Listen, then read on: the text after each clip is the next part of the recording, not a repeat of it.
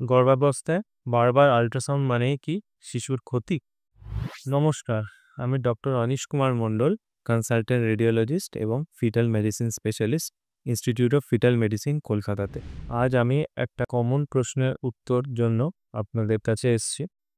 আপনাদের অনেকেরই প্রশ্ন থাকে যে বারবার আল্ট্রাসাউন্ড যে করছি সেটি বাচ্চার জন্য কি ক্ষতিকারক। প্রথমেই আমি বলে দিই, আল্ট্রাসাউন্ড হলো পরীক্ষাটি যাচ্ছে সাউন্ডের মাধ্যমে, কোনো রেডিয়েশনের কোনো ইউজ এখানে হয় না। পুরো সম্পূর্ণভাবে এটা নিরাপদ মা এবং শিশুর জন্য। অনেক সময় আমাদের বারবার আল্ট্রাসাউন্ড করতে হতে পারে, উদাহরণসহ বাচ্চার গ্রোথ ঠিকঠাক হচ্ছে কিনা, বাচ্চার চারপাশে জল যেটা আছে সেটা ঠিকঠাক আছে কিনা, অ্যানোমালি স্ক্যানে কোনো ছোটোখাটো কিছু ভ্যারিয়েশন পাওয়া গেছে সেগুলোকে পরবর্তীকালে ফলো আপ করে আমরা দেখে নিচ্ছি যে সেটি আরও ক্ষতিকারক কিছু হচ্ছে কিনা। যেমন অ্যানোমালি স্ক্যানে যদি বাচ্চার কিডনি সামান্য একটু ফোলা বলে, আমরা 28 সপ্তাহ পর আরেকবার দেখে নিই যে সেটা বাড়ছে কি কমছে।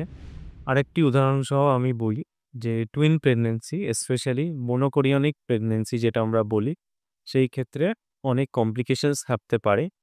যেমন একটা বাচ্চার জল কম হতে পারে, একটা বাচ্চার গ্রোথ কম হতে পারে, দুটো বাচ্চার মধ্যে কোনো অ্যাবনর্মাল কানেকশন থাকতে পারে। সেই ক্ষেত্রে আমাদের অনেক সময় বারবার আল্ট্রাসাউন্ড করতে হতে পারে।